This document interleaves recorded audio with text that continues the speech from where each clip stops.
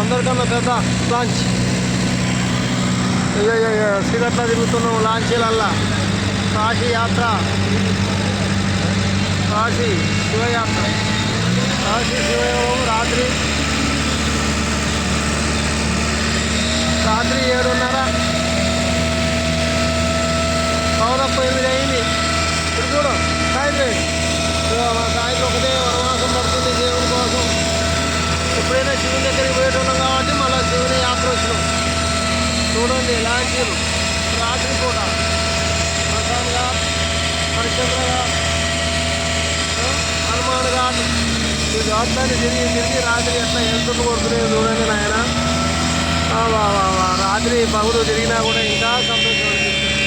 అదో పుయ్యి అనుకోండి వచ్చినాము. మరి ఇప్పుడు యాత్ర తిరిగినాం. అంతా శంకరుని దయ, శివలీలలు. శివుని ఆజ్ఞ లేని శివైనా ఉండదు.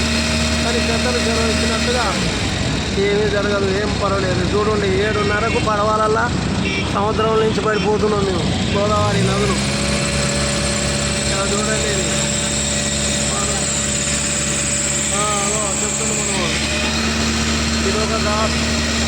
మీరు ఇక్కడ రాకపోతే అంట సగం వచ్చినప్పుడు చూడండి నాయన. హరిశ్చంద్ర ఘాట్ శవాలు కావాల్సినవి ఉంటాయి. ఇక